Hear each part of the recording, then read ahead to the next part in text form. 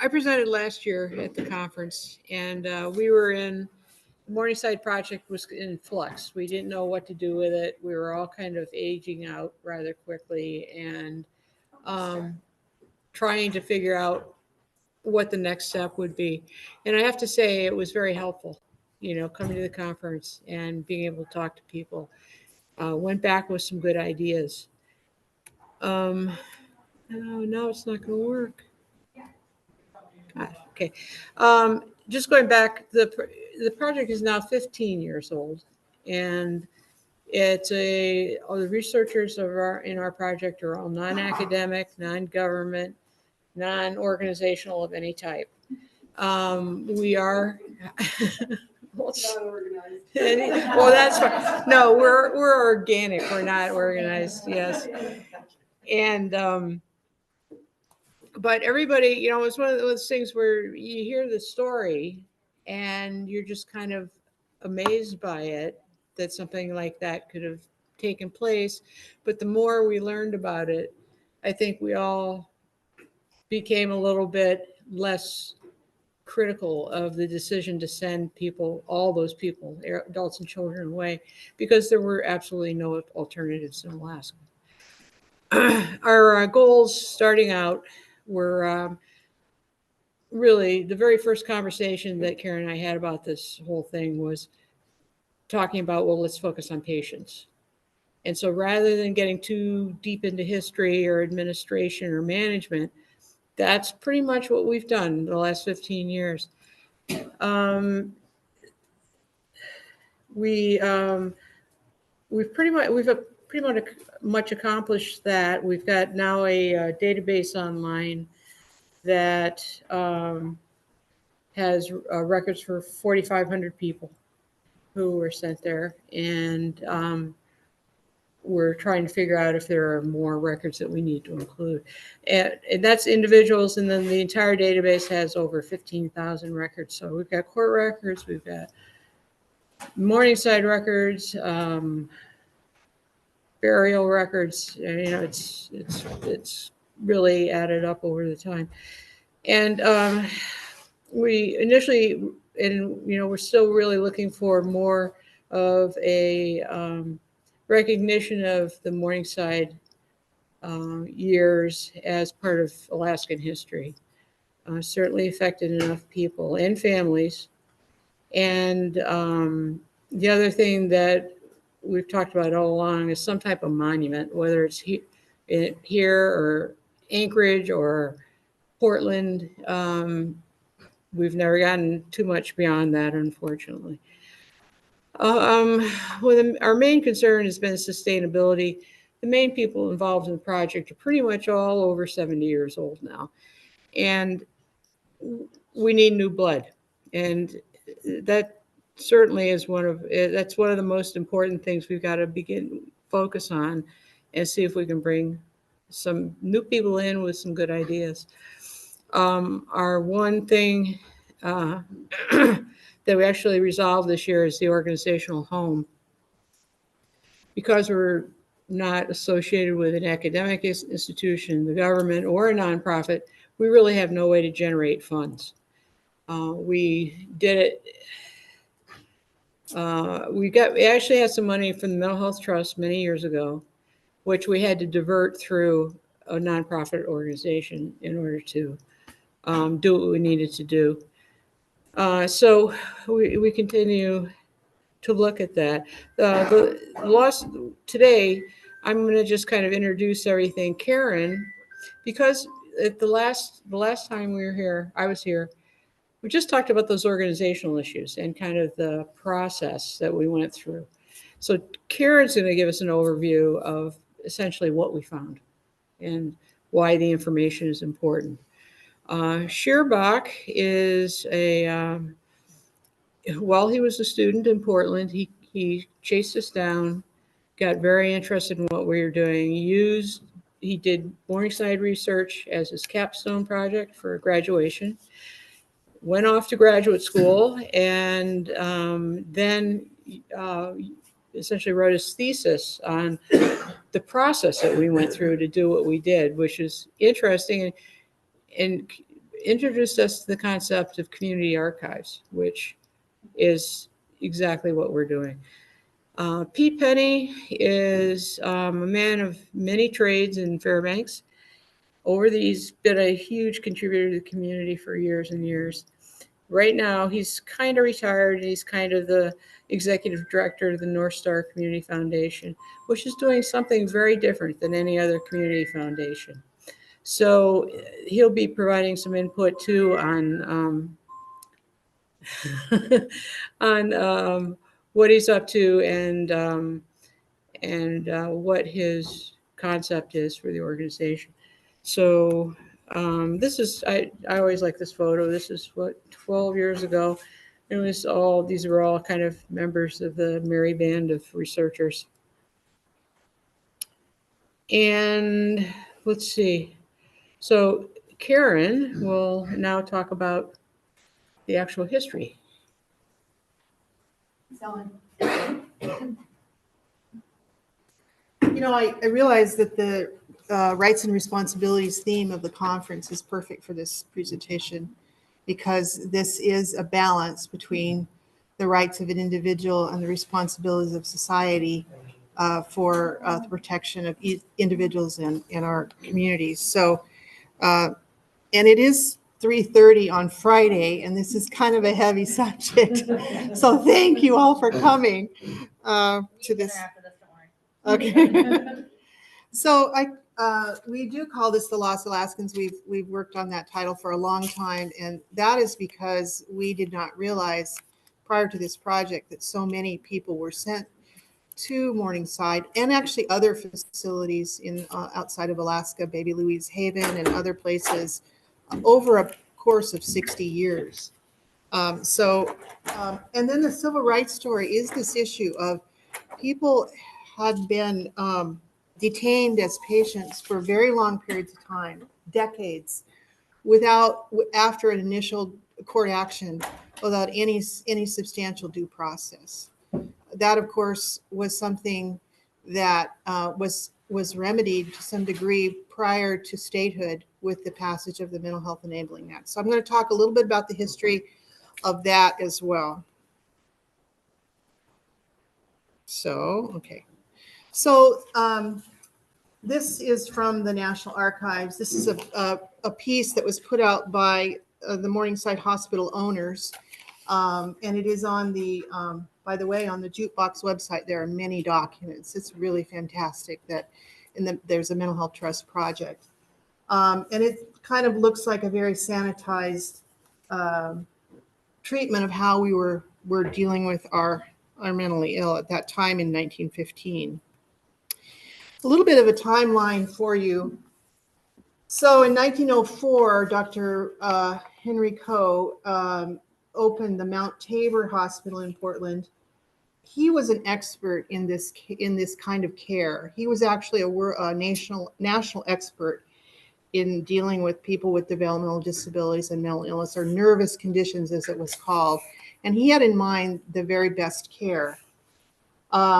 He then opened Morningside Hospital in 1910 outside of Portland, and it was the U.S. Territories Office contracted on behalf of Alaska's territory for this care. And so between this period of time, and now this slide is old, there are more than this number of individuals that were sent there over the years. We now have 4,500 patient records. So we know that there are more than that were actually sent there. The Mental Health Enabling Act passed in 1957, and that set up the process for the Mental Health Trust in Alaska. And I'm going to go over a little bit more about that. But I want to tell you that there are really three different periods of time for anyone who wants to look into this area and study it.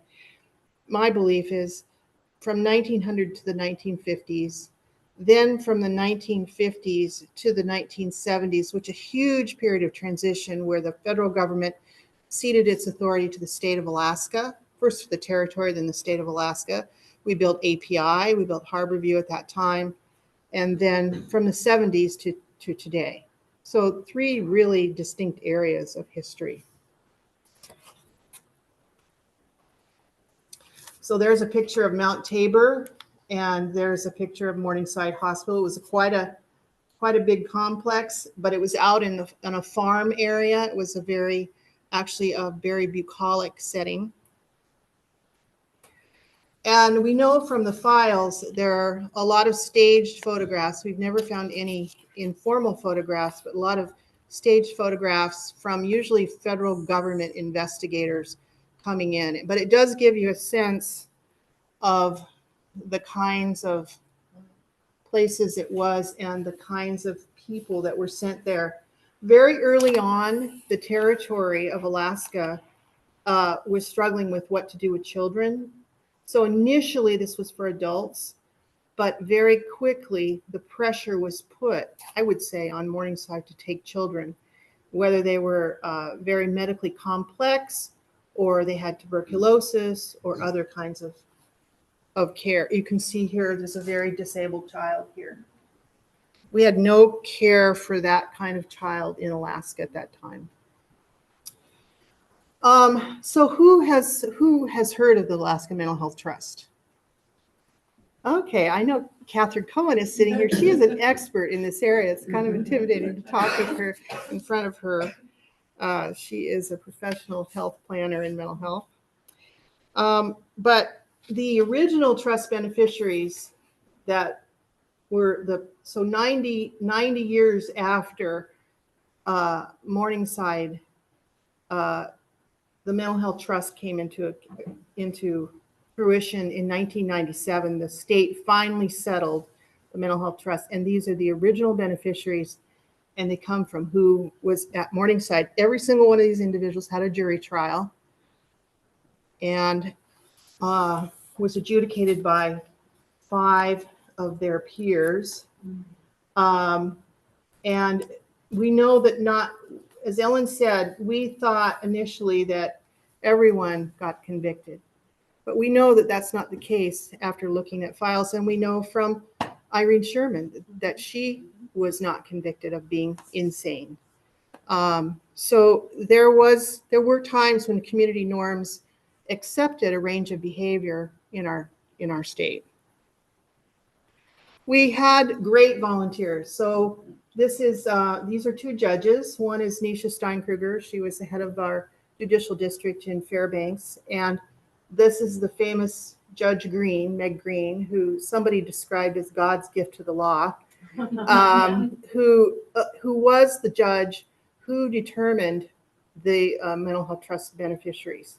And so she and Nisha went all over the state and scanned court records from these proceedings so that we could have them in our files and make them available to families. Of course, people were, once they were convicted, they had to get to Portland, and it often took them a very long time to get there. So Ellen and I decided to go to the National Archives in College Park, Maryland, to see if we could find patient names. Because as she mentioned, I often ran into families who would say, I don't know where my family member went. They just disappeared. And we had that in our own family. And Dr. Klausnowski, who has done a lot of work in this area, told us that there were no patient names, that he did not believe that existed. So they hauled out several of these carts, each with the onion skin paper, and we started going through them, and sure enough, there were the patient names. And they looked like this because every month the codes were required to send an inventory, a census, so to speak, for payment to the Office of the Territories. So every patient had a number and a description, and that's, we've never been able to do an analysis of how long people stayed as an average, because we just haven't been able to sum up the data. But that is an interesting issue. And then I was able to find my uncle. My mother married my father, Ralph Perdue, when I was very young, and he had 8 siblings. They all came from the Nulato area. and one of them was Uncle Guilford. And he was, the lore of the family was that he hit my aunt over the head with a frying pan. And so the nuns asked him, they sent him somewhere. So found him. And then I wanted to just say, Ellen, I don't see the slide on Uncle Guilford, so I'll just, oops, okay. Some slides are not. Uncle Guilford ended up coming back to Fairbanks, and he ended up going into a store and stealing a parka, $125 parka. And because of that, he was jailed, and he really never left the Fairbanks Correctional Facility. So for his entire life, he spent basically 1 year as a free adult. And the only reason I tell you this is because this is a profile that is common among our people with mental illness, or developmental disabilities or whatever.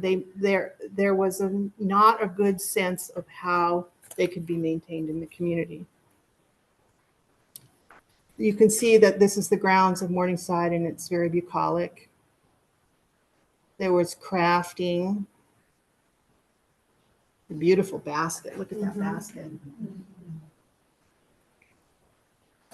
And they worked on the farm, harvesting food. This is a picture of somebody going somewhere.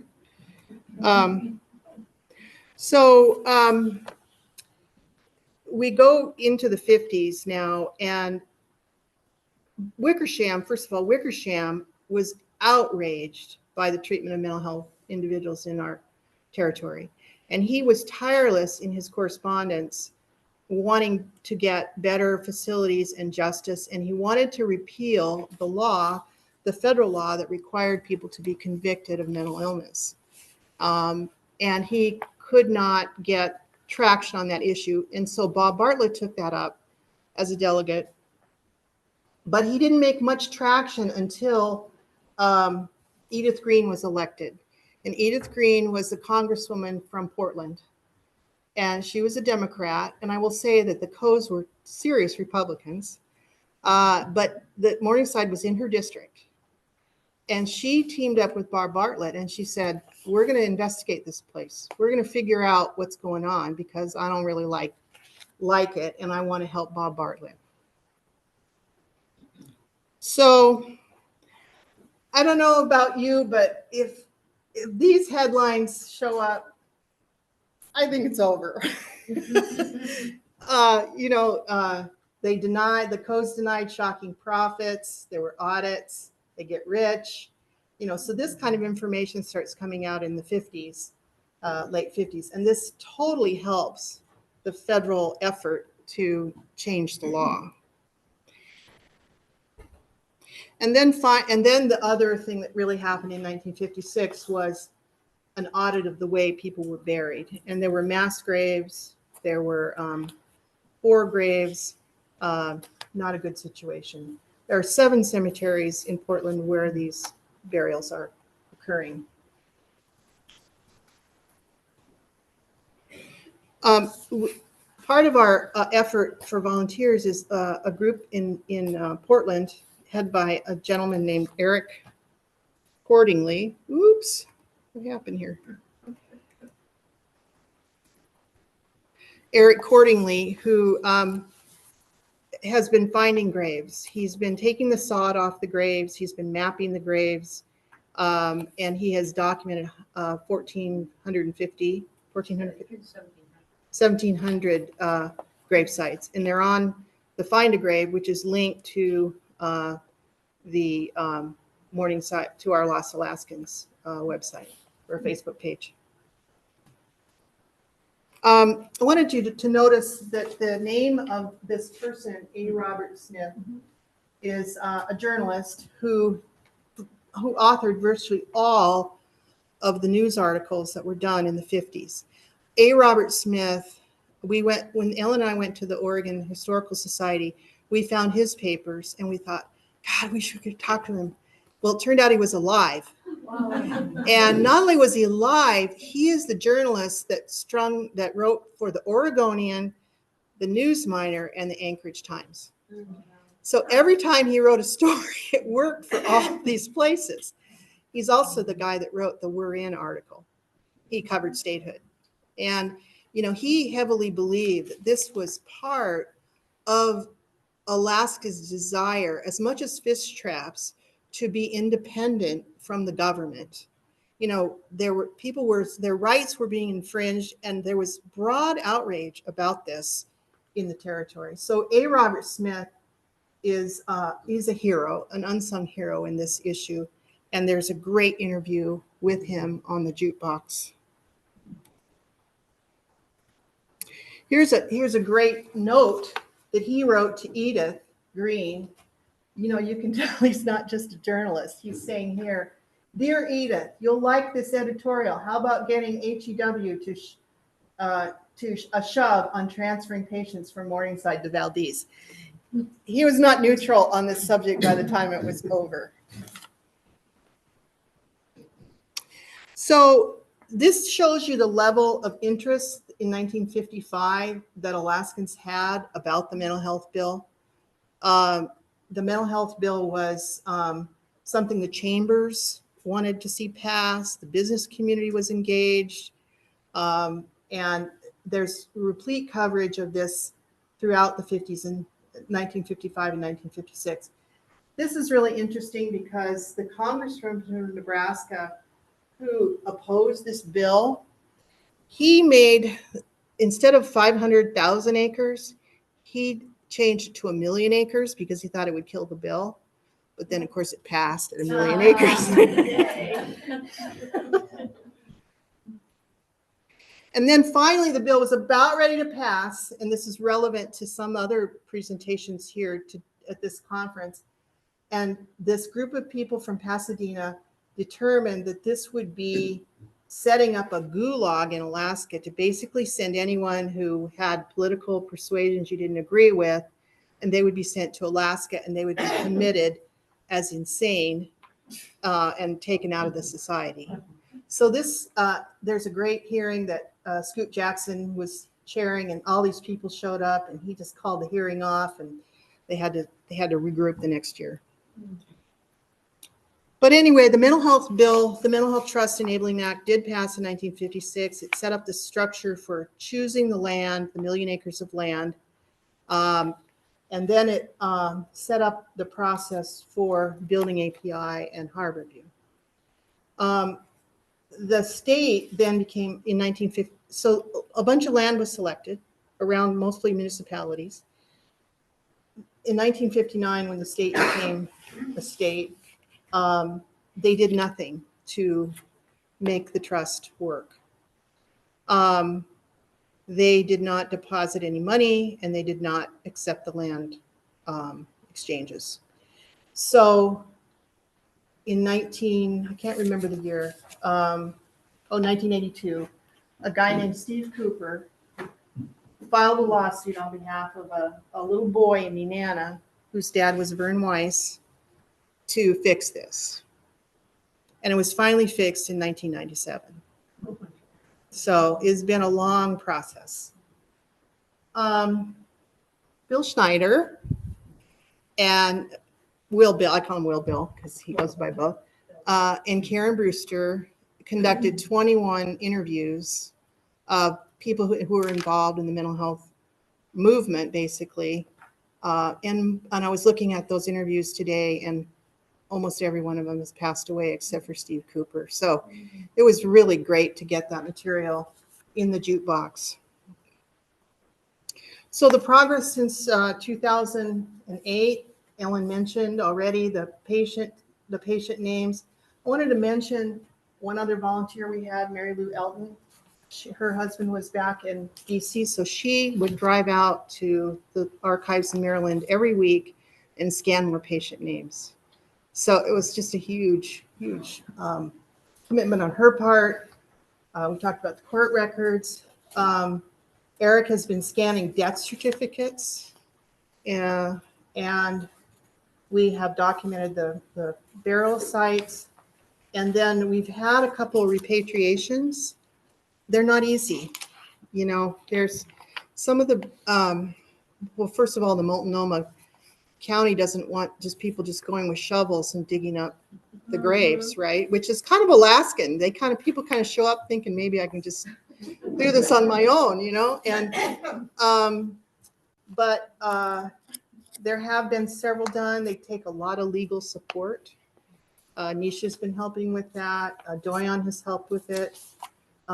Ellen's been doing a lot of genealogical help for people. By the way, Ellen Ganley is the person who's made this project work. She has done so much work.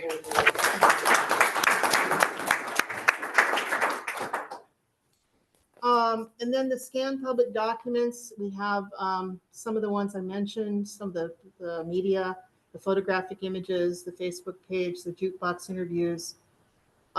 We have a finding aid, we have a research guide that's a little bit out of date, but we have that. And all of that is our partner is the Rasmussen Library. We thank them so much. And Ellen and I have just opened an account at the Rasmussen Library to give them basically a thumb drive, which is the patient database and all the materials.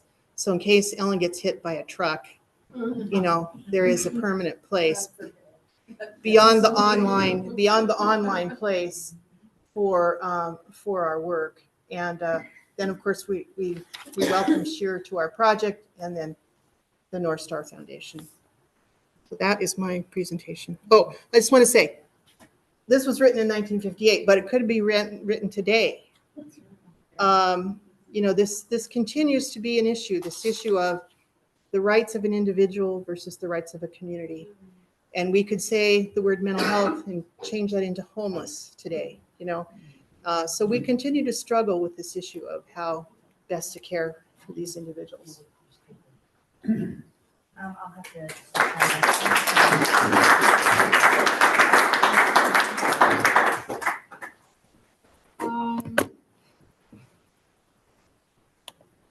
Sure, Bob is back with us this year. We never get to see him in person. Someday we have to get him to us. And he's been doing some additional research on the whole concept of community archives and has some very relevant examples that compare with what we've been doing, that he's been looking at. And he's been kind of very much focused on kind of the concepts of community archives and how to make them work. So the way we were doing it was not the most workable. So we want to just tell. He knows he can hear us. Okay, you all ready, Yep. sir? All right. I'm ready. All right. Good afternoon, everyone. It's evening where I am in North Carolina, but I hear it's still afternoon over there. My name is Sheer Bach, and I'll be speaking on this panel from the archival perspective. So my main focus today, like Ellen just mentioned, is on how the Lost Alaskans Project fits into the wider universe of community archives, and especially looking at sustainability.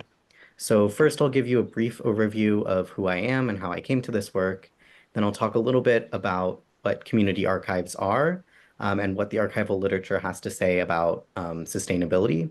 And then finally, we'll look at 3 peer projects to the Lost Alaskans Project in order to get a better idea of how other folks are doing this work. So I first started researching Morningside back in 2020 when I was an undergraduate student in Portland, Oregon. This was during the COVID-19 pandemic. It was impossible to visit any archives in person. And I wrote a history thesis about Morningside Hospital. That thesis was only possible because of the records that the Lost Alaskans Project had digitized and made available online. So after graduating, I moved to North Carolina to get my master's degree in library science. And I returned to Morningside for my master's paper, which was a case study of the Lost Alaskans Project. And for that paper, I interviewed people who were working with the Lost Alaskans Project, as well as researchers who had used their material for their own research. And for that paper, I was interested in the Lost Alaskans Project and their unique digitization method, which I presented about at last year's AHS conference. So once I got my master's degree, I started a job at the University of Vermont, where I work today as a congressional papers archivist. That means my day job has nothing to do with Morningside, but I'm still really personally invested in the Lost Alaskans Project. So jumping into today's topic, I want to start by defining community archives. At the most basic level, community archives answer the question, what would it look like to collect, preserve, and make available historical records outside of traditional universities or government agencies? And they answer this question in many different ways, but there are some general similarities. Community archives typically focus on a particular community, and they're usually run by people from that community. They are independent from mainstream archives, although they may partner with mainstream institutions for programming, for archival storage, or for other services. And because community archives are independent, they rely on alternative funding models, usually either grants, donations, or self-funding. And then finally, community archives may or may not have a physical location.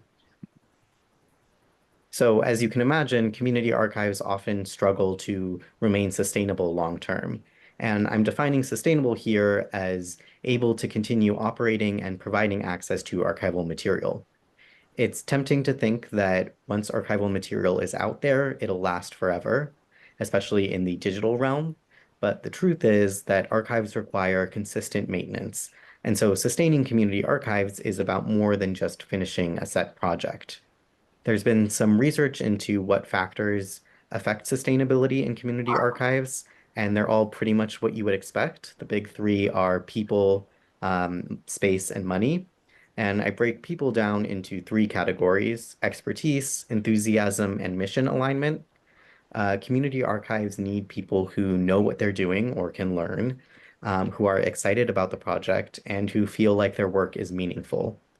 Those last two are especially important because community archives are so often managed entirely by volunteers. So if those volunteers don't enjoy their work or at least feel a pull to keep doing it, there's nothing keeping them there. The other big dimension of all of these resources is their consistency. So many community archives can get a 12-month grant or keep volunteers engaged for a year or two, but the big challenge is really finding ways to sustain those resources over time. And finally, I want to introduce just one more archives concept before jumping into talking about the Lost Alaskans Project and its peers. So a recent article in a book of essays about community archives coined the phrase archival optimism to describe an approach to building sustainable community archives. Rebecca Taves Sheffield writes that archival optimism is the notion that we engage collectively in archival work because we have a sense of confidence in a future that will recognize the shared heritage that we build. So to put it more plainly, we build archives when we feel like our communities will both need and use them. And Sheffield says that one way of sustaining archival optimism, which in turn sustains the archives themselves, is to focus less on the product of archival work and more on collective practices. So taking the Lost Alaskans Project as an example, instead of seeing the ultimate goal of the project as digitizing every document related to Morningside, we might think about the goal as engaging Alaskans on the history of Morningside and building a community of the descendants of Morningside patients. So we achieve the second goal by working towards the first, but by focusing on the process instead of on the product, we build a more sustainable source of enthusiasm, and that keeps volunteers invested in the work. Of course, this is so much easier said than done, so I want to spend the rest of my time looking at three peer projects to the Lost Alaskans Project to help bring some of these theoretical concepts more down to earth. So first, just a quick word on who exactly our peers are. First of all, I'm looking for grassroots or independent projects. There are some projects that are based out of mainstream archives that are doing similar work, but their methods are completely inapplicable to the Lost Alaskans Project. Next, I'm looking at projects related to institutionalized and marginalized populations. When I first started working on my master's paper, I was thinking of peer projects only in a very narrow sense, trying to find other community archives that were focused on psychiatric institutions. But I found that actually the closest parallel to the work that the Lost Alaskans Project does is with groups that are working on the records of Indian boarding schools. And I'll talk a little bit more about that later. The next common factor that I looked at was a focus on documenting names to aid in family history research, which is a really specific goal that not a lot of community archives have. And then finally, I'm looking at projects that seek to digitize or otherwise publicize information from material that's already housed in archives, as opposed to taking material in that's currently held by individuals or creating new records like oral histories. So not all of the projects I'm going to talk about today hit all four of these categories, but the points where they diverge are also helpful places to look for comparisons and contrasts. Another point I want to mention is that the Lost Alaskans Project was actually about a decade ahead of everyone else on this front, and only in the past couple years are we really seeing comparable projects pop up. So I suspect that we're going to continue to see more and more as time goes on, and I'm focusing today on just projects that have either completed major parts of their work or otherwise been publicized. So the first project I want to look at is the most recent and the most impressive in scale, the National Indian Boarding School Digital Archives, or the NIBSDA. Like I mentioned before, community archives related to Indian boarding schools deal with very similar circumstances to the Lost Alaskans projects. They're working with records that are housed at inaccessible state and national archives that are related to a population that was abused, neglected, and stigmatized, leaving behind descendants who want to learn more about what their family members endured. The NIBSDA launched their digital archive just in May of this year, so a few months ago, after several years of work funded by large national grants. They digitized over 40,000 pages of records from many institutional archives, and they created indexes online that list student names and dates of attendance across 39 schools, including the Wrangell Institute. There have been similar projects in Canada, but none have produced something so similar to what the Lost Alaskans Project is focused on, an online database dedicated to helping people find information about their family history. So their scope is obviously much larger than a single hospital, but what strikes me about this project is that not only do they have a full-time archivist, but they relied on these really large grants to conduct the digitization. As well as their digital archive being on a platform that's maintained and developed by the University of Minnesota. So the Lost Alaskans Project would need to take on a very different path in order to chase the funding and partnerships that the NIBSDA relies on. So I present it here just as one model among many. The next project I want to talk about is the Utah State Hospital Forgotten Patients Cemetery Project. This was a decade-long effort to build both a physical and virtual memorial for over 600 patients of the Utah State Hospital who were buried in unmarked graves. The physical memorial was dedicated in 2018, and it has a name placard for each patient. The virtual memorial is operated through Find a Grave, the same feature that the Lost Alaskans volunteer Eric Cordingley uses to record information about Morningside patients. This project was taken up by the still operating Utah State Hospital, which is obviously not feasible for Morningside, but it was funded through individual donations to a campaign organized by the National Alliance of Mental Illness. So even though the physical memorial has been erected, work continues to update the Find a Grave memorials with more information about each patient. And this quote that's pulled from an article about the physical memorial from the hospital's historian really stood out to me as aligning with the mission of the Lost Alaskans Project. She said, "These people had lost everything in their lives, including their own identity, and we felt like if you really wanted to do this right, you had to give them their names back. You had to identify them." And that is really so core to what the Lost Alaskans Project is trying to do. So I think the really big success of this project is that it was able to fund this big, beautiful public memorial through individual donations. And that's a project that is really well suited to its funding model because it requires this huge upfront cost, but no maintenance. And in general, these kinds of big public memorials are something that people really resonate with and are willing to toss a few dollars towards. Creating the memorial also generated momentum for volunteers to keep working on the Find a Grave documentation, which, like I said earlier, does continue to this day. The last project I want to talk about today isn't really a project at all, but more of a loose community affiliation. So it might be helpful to think of this as sort of on the other end from the NIBSDA in terms of organization and scale. Canton Asylum was a federally operated psychiatric institution that took in Indigenous folks from 1903 to 1944. So already you can see there are a ton of similarities with Morningside Hospital. Canton was the subject of a recent book published by Susan Birch, who's an American Studies scholar who spent many years researching this asylum and learning from the descendants of people who were institutionalized there.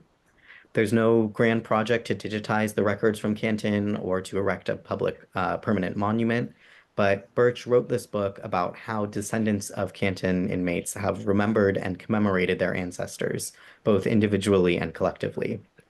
So I think this is really a lesson in archival optimism and in foregrounding relationships over outputs.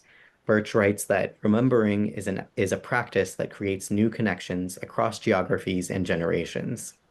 The quilt that's pictured on this slide is one example of the ways that Canton descendants have done this work. The individual squares on this quilt were made by Ozoshkwa, who was a Potawatomi woman who was institutionalized for decades in Canton, and she created these quilts while she was institutionalized there, the quilt squares. Those squares were then passed on through her family, and her grandson, Jack Jensen, composed this quilt from those pieces and added the names of his family members, stitching them into the quilt. So that's sort of an individual example. And then on, oops, let me go back. On a collective level, the descendants of people institutionalized at Canton have gathered many times at the site of the former asylum in South Dakota to build community and honor their ancestors together.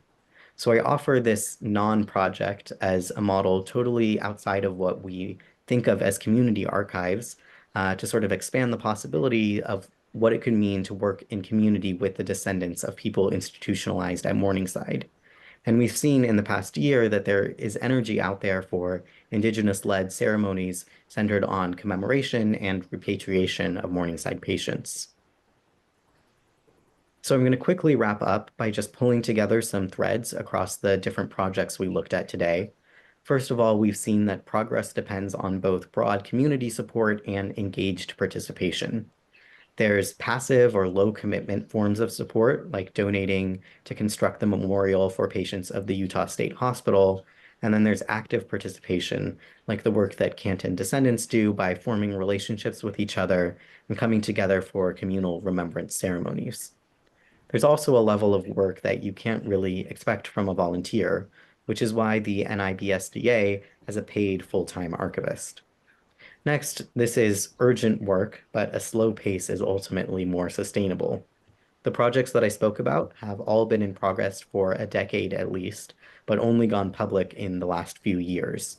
The Lost Alaskans Project has more than a decade of experience behind it, but that doesn't mean that this is the end of the road, and setting a sustainable pace of work enables us to go farther in the long run.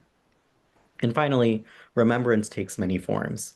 Digital archives to enable family history research, physical monuments to return dignity to institutionalized people, and even taking up skilled crafts like quilt making. Obviously, the Lost Alaskans Project can't do everything each of our peers did. Many of their approaches would be impossible or ill-fitted to Morningside. But I hope that this quick overview can help give a better sense of the range of possibilities, and especially of the importance of centering the community in community archives. Thank you.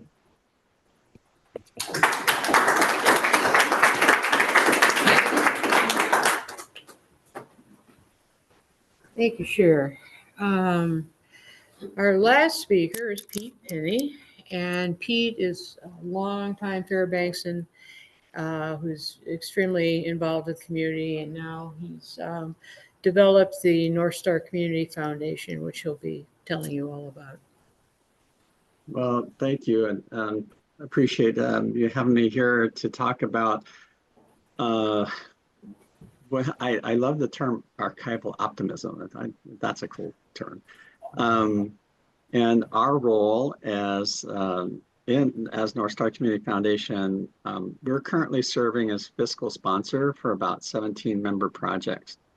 Some community foundations, and community foundations are dictated by geographic location. And so we focus on Fairbanks, the interior of Alaska, and regions to the north. So our basic purpose is to promote philanthropy in the interior. And we also provide, we try to increase organizational capacity for the nonprofits in town here. The nonprofit sector is the fourth largest economic sector in the state. And so we parallel and work in tandem with the 4-Acre Group, which also does that's their primary mission, is supporting nonprofits. But we try to coordinate and do the things that where they do it statewide, we'll do it locally, or if they have specific trainings, we augment that. And so that we're not overlapping, but we're kind of working in parallel. So for myself, after 30 years of teaching and being an administrator at the University of Alaska Fairbanks, I retired in 2017. And along with that, I was also, or I still am, actually on the Health and Social Services Commission for the Fairbanks North Star Borough. And back about 2006, we were concerned that budget cuts in the state budget were going to negatively impact health and social service nonprofits in the interior. So we were looking at a mechanism to provide some protection. And one of my classes that I taught, and actually I'm still teaching, is grant proposal writing. And we did some work for the National Training Center for the Bureau of Land Management and go and teach district leaders and their community partners how to do project dollars. They had personnel dollars, but they didn't have project dollars. So they could access different foundations for getting riparian restoration done and work with native species and invasive types and things like that. So what I wanted to do is kind of continue that. And so as we looked at community foundations as a mechanism for creating some sort of mechanism to bring in funding to augment what was going to be lost in state budgets or local budgets. So when I retired, we started off in 2006. We were kind of slow in getting up and going, and then about 10 years later, we started gaining some momentum. And we work differently than a lot of community foundations. Often you'll see them collecting bequests and local donations to build up a corpus, or kind of like a permanent fund. And then they'll give out small grants to projects and individuals in their community. We work a little bit differently. We're on a different business model. We work on supporting networks of networks. And that's how we took on the fiscal sponsorship role, so that there's quite a few small groups out there that want to be nonprofits, but they don't have the capacity. So what we'll do is talk about what they want to accomplish, how we can support their longevity and sustainability. And then they are in charge of going out and doing their own fundraising, and we will be the repository for that. Then the foundation will take care of all their IRS requirements, reporting requirements for the government, and then they just do what they want to do. So we have quite a wide variety of groups. We have Northwoods Book Arts Guild, and all they really want to do is make books as art. We also have the Fairbanks Housing and Homeless Coalition and the Fairbanks Reentry Coalition and the Warming Center, Fairbanks Hope Link Warming Center. So they're focused on working with supporting individuals to keep them from freezing to death in the winter, to getting them housed, and to kind of getting them back on track if they're incarcerated and coming back out into the community. So that's a sector that we're focused on. But then we also have historical projects, Lost Alaskans being one of them, but also the restoration of the SS Nanana, the only wooden stern wheeler left in the United States. And it's in Pioneer Park in Fairbanks. And so we've undertaken collecting money for that restoration, so it's going to be about $2 million. So this idea of when Lost Alaskans came to the foundation, saying they were looking for a home, we were really intrigued by the project and all the community connections that it entails, and that it really spoke to our board. They really took a strong interest in it, and so we are happy to be a steward for their fiscal long-range sustainability, and that one of the things that I personally enjoy is like how to think about, and I do this with the SS Nanana group as well. How do you get young people involved in historical projects? And because as Ellen was mentioning, there's a lot of folks who are like ready to not do this much longer. So who replaces? Who are the new champions? So I am curious about how folks build that stable of champions to keep things going. And I'm also a really big fan of collaboration. So that what we do every year is we have one of our board meetings in February is we bring all the member projects together and we talk about how can they collaborate with each other and make a stronger network, so that not only we benefit from getting exposure as the foundation, saying, yes, folks, give to your community and here's all the ways you can do it, to what can they do to work there and leverage their network of networks together to create that sustainability. So I have like the best job in the world. It's great because we find money for folks, we give it away, and people are doing things out on the ground. And so we're excited about this particular project because of the impact that it's going to have on families and also on the historical preservation of the elements of what Alaska is and what it has been and hopefully continues to be. So thanks, and we're open to any questions.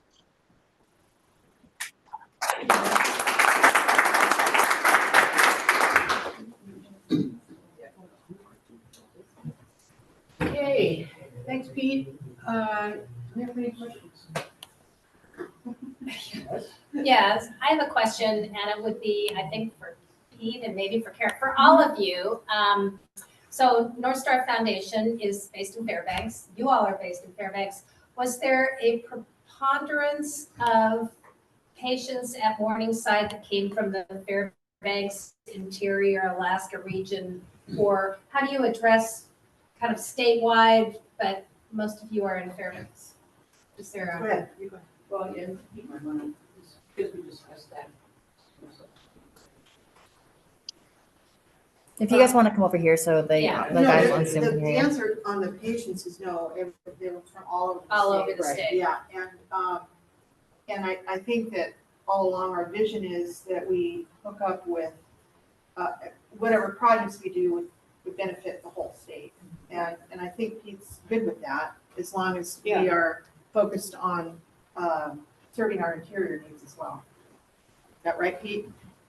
Yeah, we have a couple of projects that they've originated out of Fairbanks, but they do have a statewide reach. Winter Bear was one of our original projects, and they took Winter Bear to different villages around the north, but then also expanded across the state. So we have a couple of projects that are like that, and that's it's still something that speaks to the impact and the benefit of the interior. But it is state, they have patients statewide all over. Oh, yeah. Very, Yes. a lot Yeah. from Southeast Alaska, Western Alaska, yeah, Just about everywhere, yeah. You can go online. Okay. That's, I just want to also point out, we have a patient database that's online, and it's lostalaskans.com if you want to look at it. Oh, yeah. When I was looking into Irene's history, one of the things I came across was the Oregon State Hospital. That they used a unique program of using.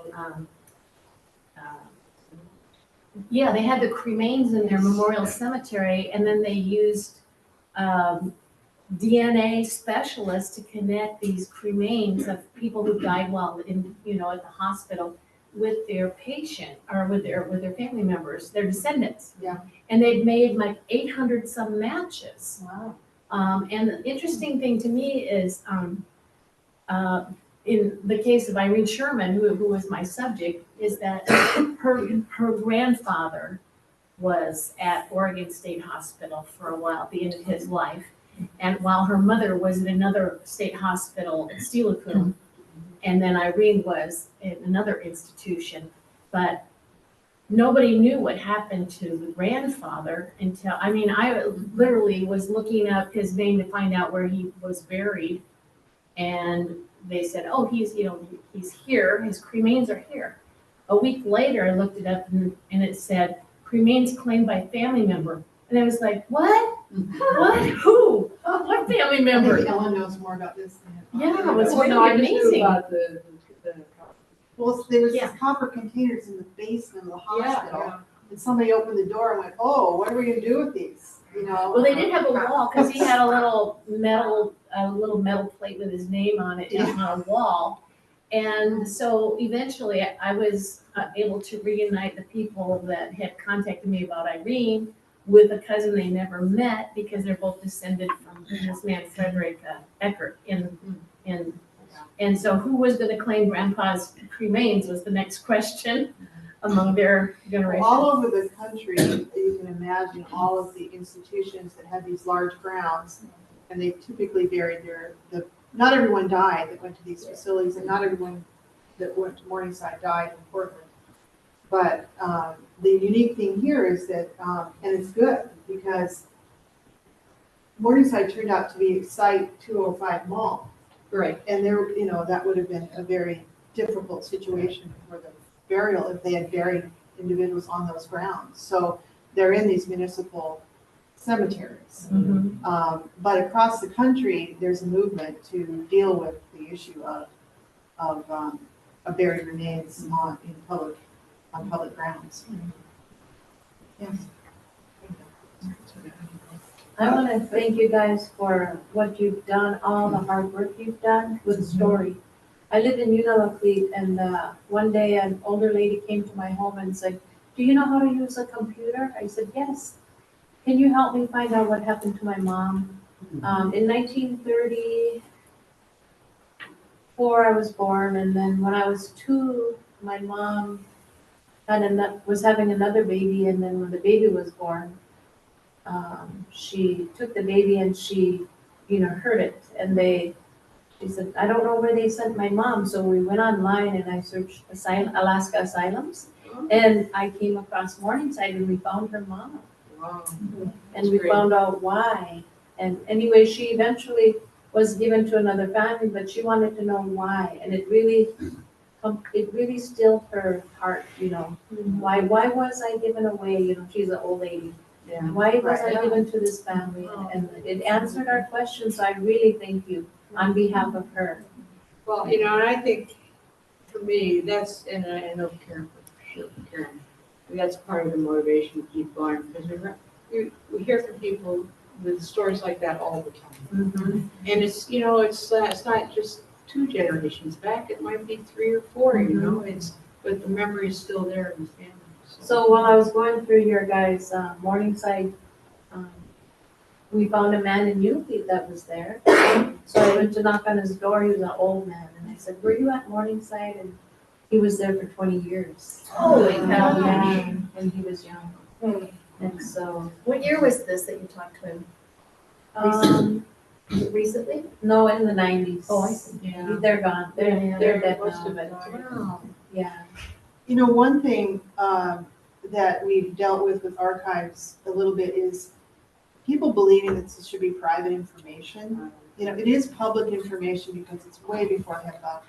And it was done and it's all in public repositories, in all the national archives or state historical libraries, all the material we use.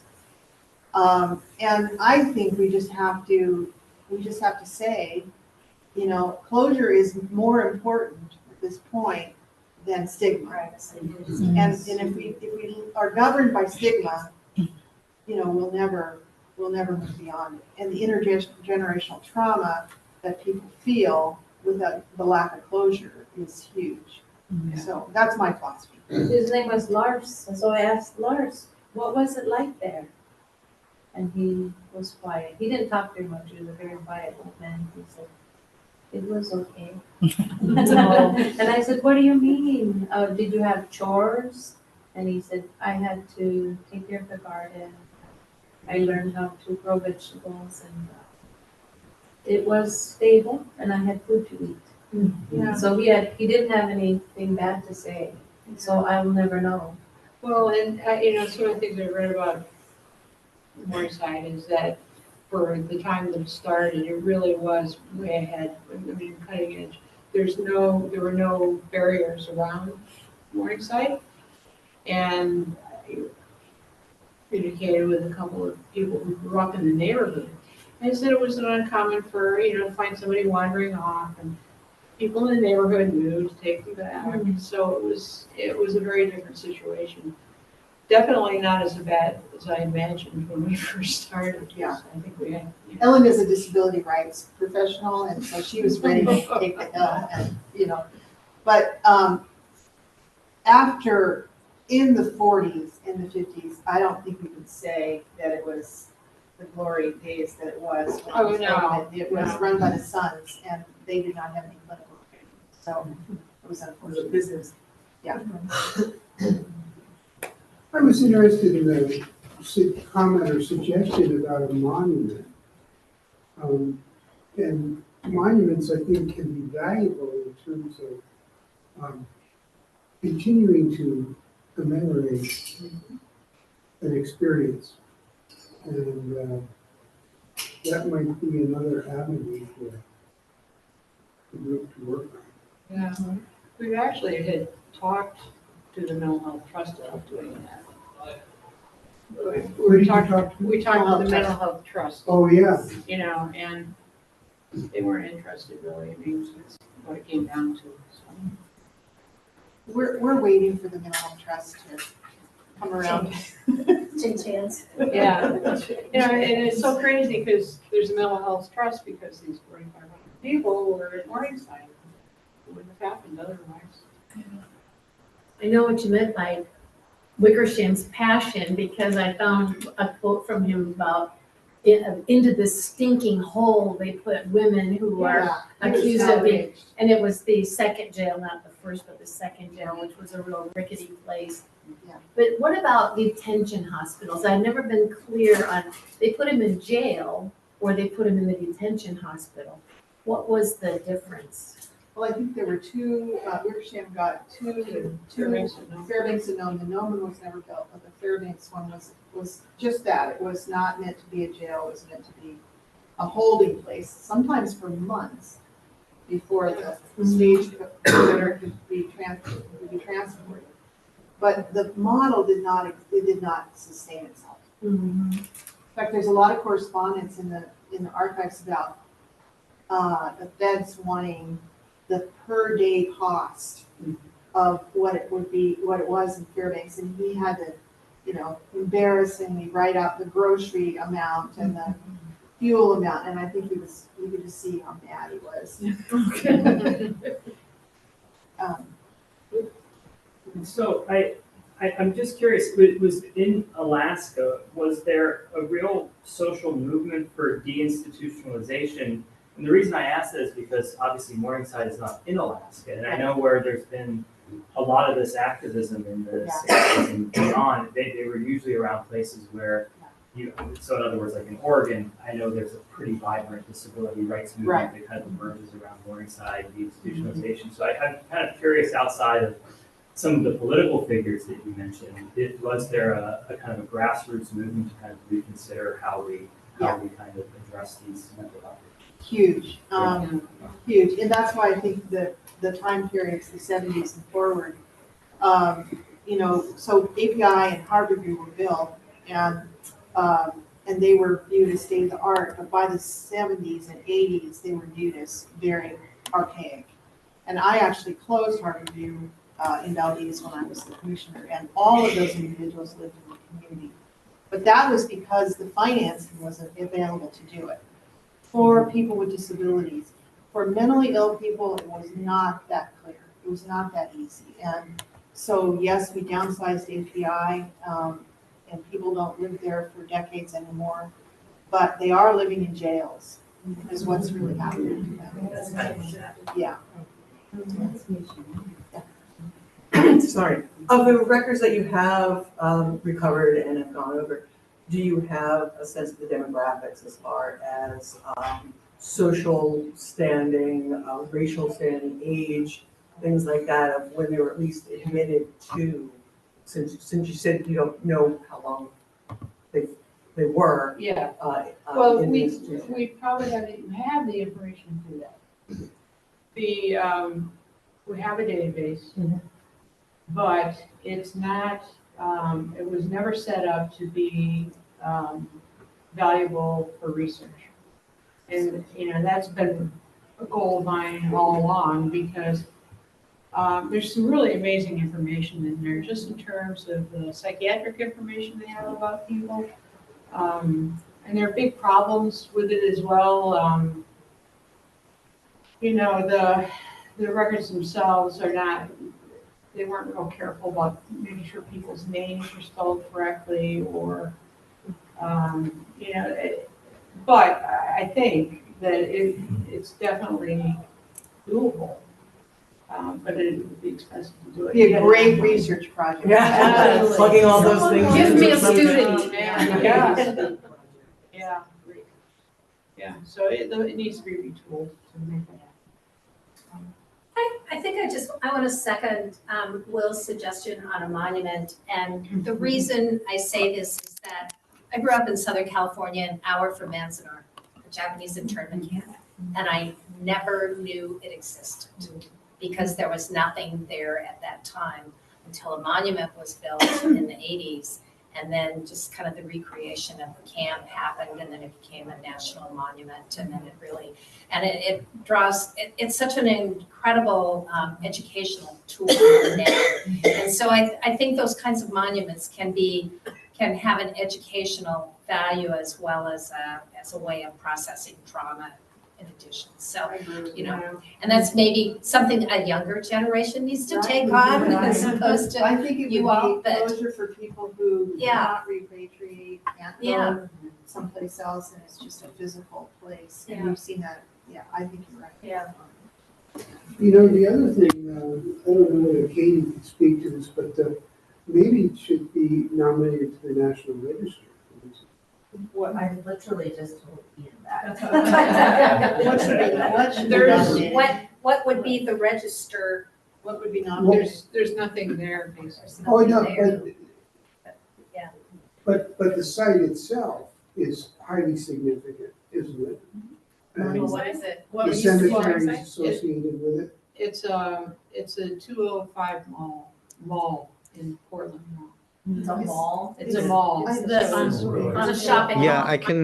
I can talk a little bit about that because I lived in Portland. It's a completely commercial space. It's really tough for me to imagine a monument in that space because it's just a big mall and a parking lot, which is really a bummer. It is a bummer in one sense, but in another sense, the juxtaposition is a significant historical reminder of a previous time. The other thing might be Valdez, because they were escorted out, down now the ridge to Valdez to get on a steamer to go to Portland. So, that's where they left Alaska. It would be good for a committee to form to discuss it, because Volunteers? it'd be a beautiful thing to be designed, with the spirit in mind. Were there all different races there? Oh, yeah. Yes. Oops. My husband is a semi-retired, or mostly retired minister, and he and I have lived in many villages, and one of the trends that I'm seeing is both in rural Alaska and in some places of urban Alaska, there is becoming a greater and greater divide between people who have and people who don't have. It's getting longer. And for both of us, when we talk about it and think about it, it's a real concern. And in this talk that I heard earlier, what can we do? What is our civic responsibility to the greater homeless population that is becoming even greater in every part of the world?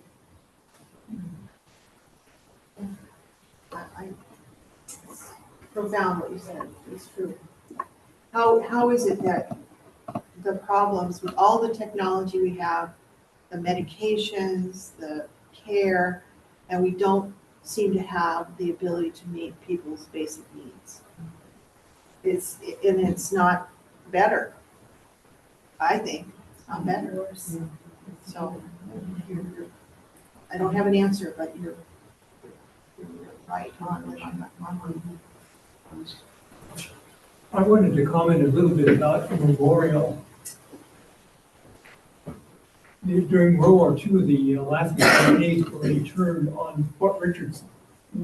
And there were a group of people who identified the footprint of where the building was, but it's since been converted into a parking lot and a general use for the military base. However, the committee of the Japanese American Citizens League wants to have some kind of memorial, as does the military. But it becomes problematic about how do you commemorate something like that when you have to have access to the base to be able to see the sign. And it gets very, very complex in terms of how you place it and how you can make it accessible for those that may want to know about it. So everything has its problems, but I think the goal of trying to acknowledge that there was a problem and that there was an attempt to fix it is a critical thing.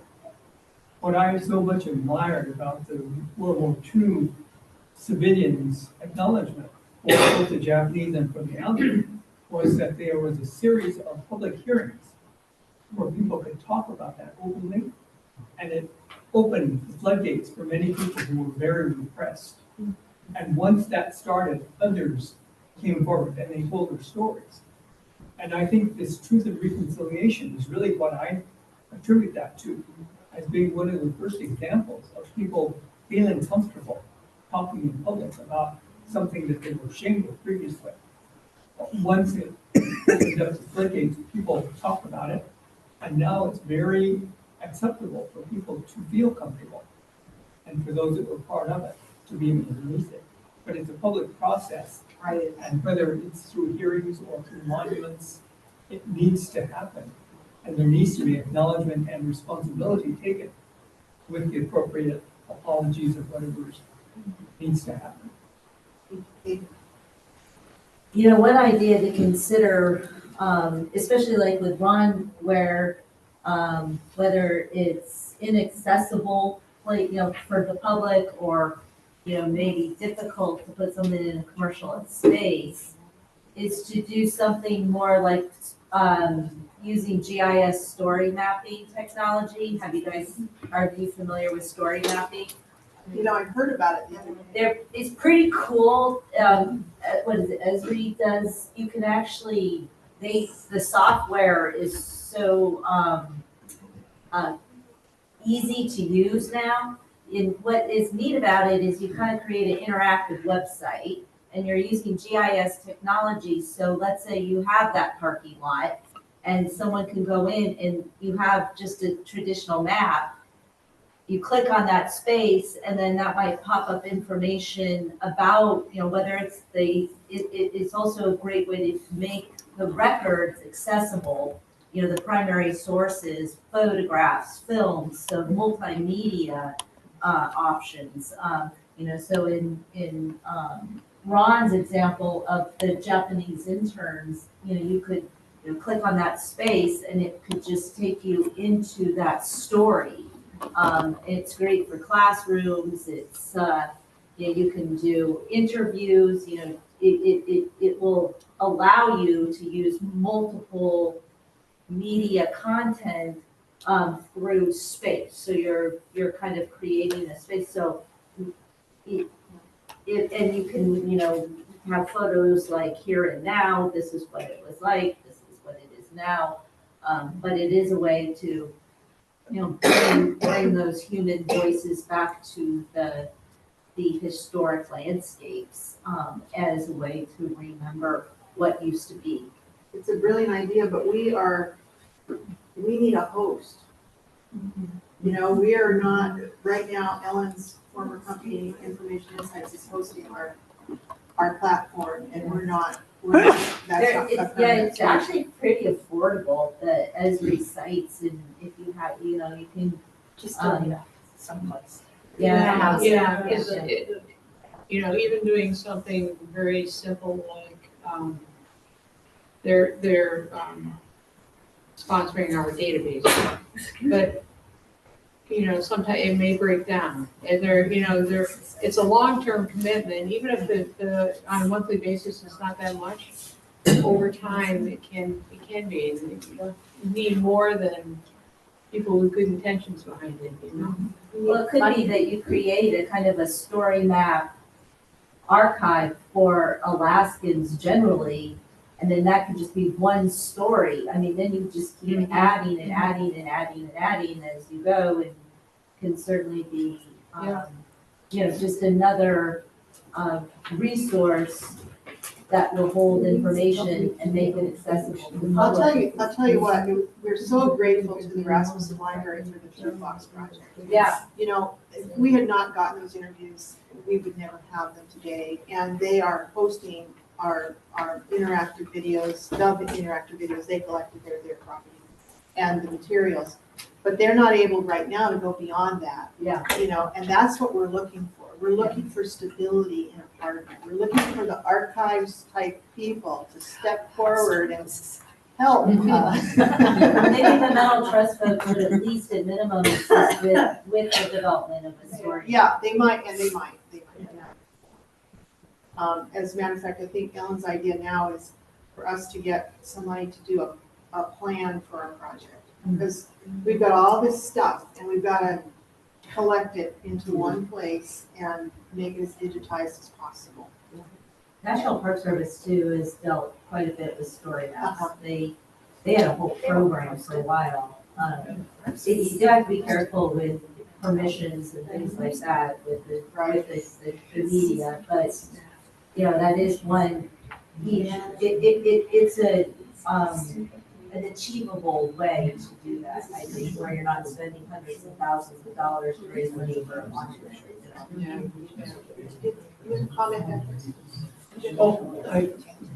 Just following along the line with the monument, I heard somebody said, why not in Valdez, where folks, also Juneau or multiple sites, because I know Juneau for Southeast, you guys, most of you heard my paper last year, you know, and I think Ron's point of some closures, some healings, even some discussions, and I know for within the Native community that dark history of taking people away, probably well, a lot of you I know were at my paper last year.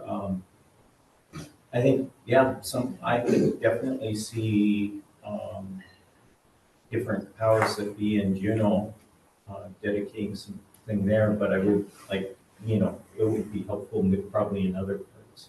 But that idea of returning people home, you know, Bob Sams, who some of you work with, has talked about literally repatriating some folks and how to do that. And of course, it's very expensive and so complicated. But even being able to have families go there and maybe having the name there, you know, and a discussion of that history. But still, a lot of folks don't even know that. And my wife is a health education person, and they were talking about stigmas in terms of, she's doing mental health first aid training, you know, and folks all the way around were going, what do you mean about stigmas, you know, or different things. And she used the example of the history I talked about of a Klan leader being taken, just arrested for being criminally insane, for probably just politically speaking out about things, you know. And then the cultural trauma that follows, the historical trauma. Well, with that, it's probably time for us to thank you all. Thank you all, are you agreeing with that? Yes, I am. We're ready to, we're looking forward to having a conference. Thank you guys so much. Great job. Thanks. Thank you.